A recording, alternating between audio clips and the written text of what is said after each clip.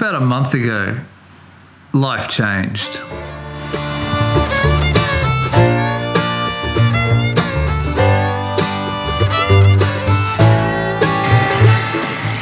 My routines aren't the same anymore.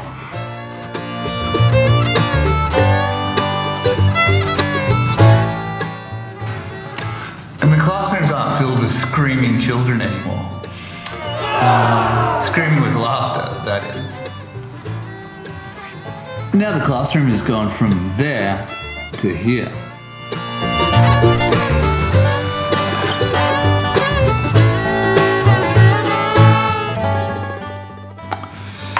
So I had a lot of questions that needed answers fast, such as how was I going to employ 6 full-time staff members without actually having any students at the school?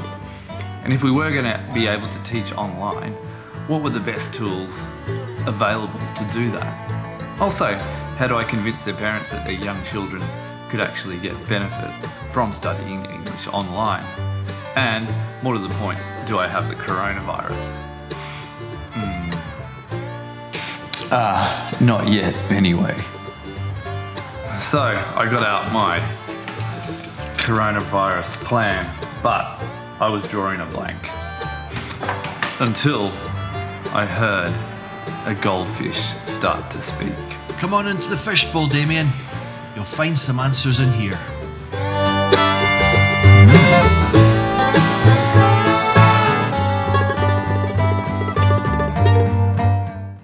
Hi, I'm Damien Herlihy, one of Pavilion ELT's vloggers, and today I've got a really special episode for you. I'm going to be talking COVID-19, teaching English online, and the fishbowl with Jamie Keddie. But before you start watching this, make sure you check out English Teaching Professionals' homepage, as you'll find lots of great articles written about the current situation.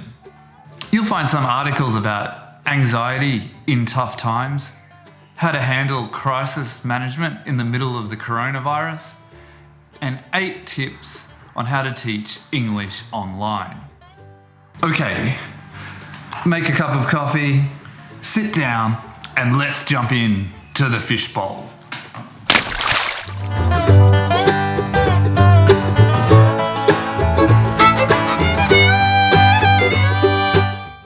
Jamie, thank you for coming today. Thank you for inviting me, Damien.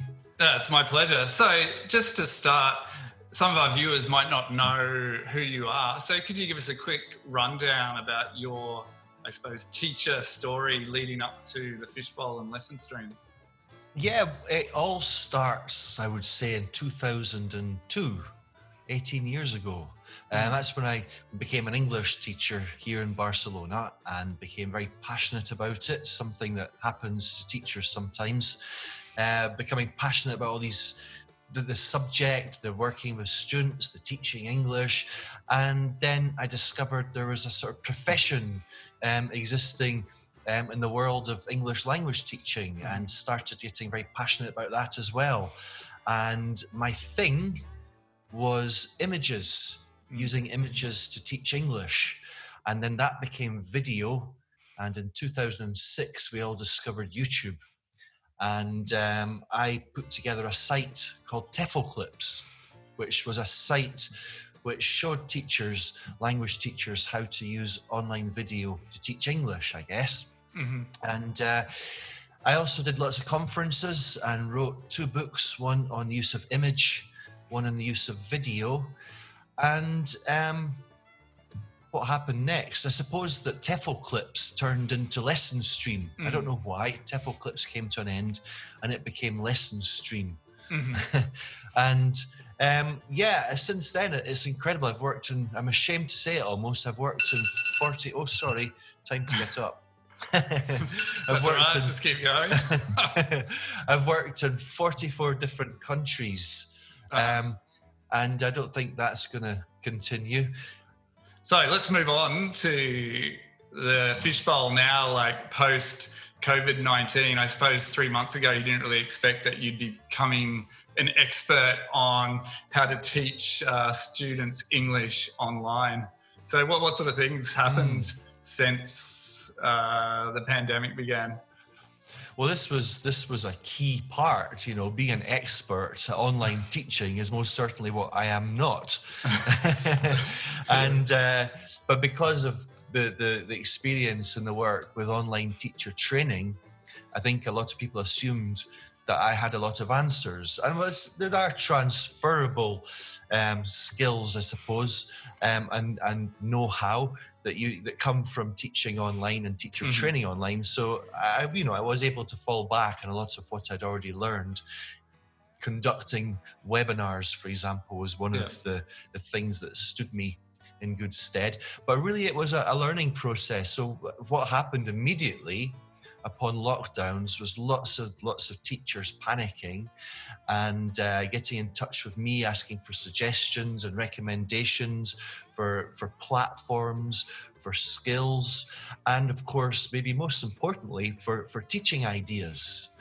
And so we kind of thrashed it out together. You included, Damien, and I started teaching online, got some classes of my own, started exploring possibilities especially for face-to-face online video, or rather I should say live online video, but also for asynchronous video possibilities using the likes of Flipgrid, which is possibly one of my favorite online teaching platforms. Flipgrid allows teachers and students to create and share videos within a kind of fenced online space, so it's very safe, and it's very, very easy to use. It's very, very convenient, and recently it's become free as well. So really that's what I've been doing, is learning from my own members, people like yourself, learning, listening to problems, looking for solutions, bringing everything together in a little course which is in progress, the transition to online teaching, and meeting once a week with everybody on the Zoom weekly webinar meetings, and creating lesson plans accordingly, lesson plans especially for this online teaching thing. Yeah, cool. And with, I suppose, going through all this process for our viewers, what sort of key points do you think you learnt over this process or over this journey of transitioning with this group of teachers online? Well, I've learned through both some online classes that I've done with language learners, and I've learned a lot from listening to the members, teachers in the Lesson Stream membership. And at first, I think we were all afraid. We were petrified. Yeah, there was definitely the smell of fear, even though you don't get a smell through a microphone. It's true, isn't it? And there was a lot of panic. And I think that what's come out of this now is that a lot of us have suddenly thought, wait a minute, this isn't, well, if we're looking specifically at live online video, like Zoom or Microsoft Teams, or whatever, I think that it's not actually all that different. You can still be a teacher, and this is really important. You can, once you get used to the different format, you can still be a teacher. You can still do the things that you were doing before. You can still have the class rapport, or the good feeling, as a few people in the membership have referred to it as. That's one of the key things. How do you maintain the good feeling when you're teaching? I think a lot of teachers have been learning how to do that and stop. So I think that's a really key takeaway, that ultimately it doesn't have to be so different. And that's the second thing maybe I would say, is there are things that are even better. Things that are even better, and I'm not talking about the fact that you don't have to travel, you can do things from the comfort of your own home, but there are things. During a class that I did recently with some students, I suddenly found myself so enthusiastic by the possibilities that I'm surrounded by all my personal possessions, and in a classroom, if you find yourself talking about something that maybe needs an artifact to complement it, you can't. But in your own home, you're surrounded by your own home is actually your own story landscape.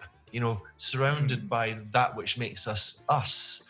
And so I found myself going for a book in my bookshelf that was a story about kitchen utensils, a photograph that I have on my wall next door, anything that came up, because for me, a key thing is story sharing in the classroom. And so that's what made it possible. I think what it is there's formats that live online video is fantastic for, and show and tell is one of them. Things that are in your home that you can show that you couldn't otherwise take away from your home. And of course, I'm talking about getting students to do the same. Here we're talking about the teacher leading by example, and then students doing the same. And that, again, is a good example of something that can be done live, or perhaps even better, asynchronous. So asynchronous video creation, storytelling, story sharing, show and tell formats, the story behind your most prized possession, let's say. Stuff like that. There's really no limits. Yeah, there were lots of interesting advantages did come up. One I just noted the other day, like one of my teachers said classroom management's actually easier. Like with kids, I suppose they're talking about kids who are like maybe 9 or 10, maybe in class they were they could push or shove or speak to each other a lot in Thai. So she said at times she could mute them, and she could save use a lot less energy to get the classroom under control than say in the physical classroom. That's really interesting, because I think that my assumption in the early days was that the discipline issues would be less of them to deal with. But in fact, I think what I've discovered is that the discipline issues are there, but they're different. Definitely different. I wonder if did you follow that discussion in the fishbowl? One of the members, she shared an experience which for me was fascinating. She was teaching a group of students, kind of teenagers. She'd always had quite a good thing going with them. And one day, one of them, her camera was not turned on. So they'd always been visible with their webcam there, but one day one of them just wasn't there. And when she said, "Why have you not got your webcam on?" She said, "Oh, I'm in my pajamas." And so the teacher said, "Okay, well, I'll let that go." And but the next class, 3 of them decided not to turn on their webcam. So there was about 3 of them who were invisible, and the remaining 3 they could see. And the teacher said, "Why are you not your webcams on?" They said, "Well, last week she was in her pajamas, so we're doing the same." Said, "All right, let it go." The next week, nobody had their webcam on, and the teacher found this class. She kind of lost control of the class. It wouldn't work. And I think this is a perfect example of something we have to learn, a different type of disciplinary issue.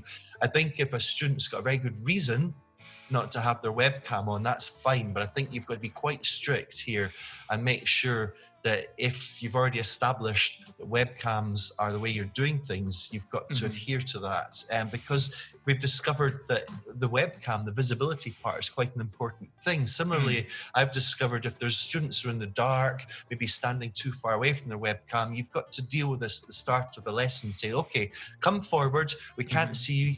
You're silhouetted. It looks like we're having an interview here with some criminal who wants to keep their identity secret. Put a bit of light on your face. That's better. We need to see you. We need to be together. We need to be present in this." And this is quite an important thing. So different things to deal with. But I think maybe one of my favorite things I've discovered that I've been using is that this possibility to record. I think this is such a valuable asset with online video, that you tell your students you're going to record these classes. They say, "Why are you doing that?" You say, "Well, maybe we want to refer back to stuff that's comes up." All right, that's fine. Now, you might have a situation where a student comes onto screen, shares an experience, tells a story, gets involved in some kind of communicative act. And then later in the next lesson, you may want to go back to that. You might have 1-minute monologue from that student. That is gold. Providing feedback to a student from a video that came out of a previous class is something that we've never ever had as a possibility in the classroom, unless of course you're going to go to the extent of fitting the place of video cameras or recording them on your mobile phones, which is something I've tried before, which is incredibly problematic and not popular at all with students, thinking that their classroom performances are being filmed. Yeah. Online teaching makes that difficult, and I'm incredibly excited about that. Yeah, there's a lot of potential with that. I'll have to look at, maybe integrating some ideas for the teachers at my school doing like feedback through recordings would be cool. And also I remember you did a session on Zoom with using the script as well, which I thought was a good idea. The transcript of the chat box and then using the language from that. Yeah. I thought it was cool. Oh, I mean, this is going to make things so much. I think working with emergent language is an essential part of teaching. And I also think it's an incredibly difficult thing about teaching, giving feedback, working with students' language, and giving them upgrades, giving them something to take away with them. It's such a challenging part of teaching. There's the chat that is downloaded at the end of your Zoom meetings, if you know how to get there, combined with any recordings themselves offer us the possibility to work with that emergent language, but not on the spot at the end of the class. And this can be for me a big part of the preparation for the next class. So it shouldn't be looked at something that adds to the preparation time. It should be, I would say, a key part of the preparation, and that's my kind of approach here to this live online video thing. Yeah. Okay. On that note, I'll bid you a farewell and stay safe and keep stocked up on toilet paper. And I hope we can have another chat in the future. Thank you very much, Damien. It's been a pleasure, and thank you for being a key member in the Fishbowl. It's always great to see you there and get chatting with you. Bye-bye for now. Yeah, cool, mate. See you later.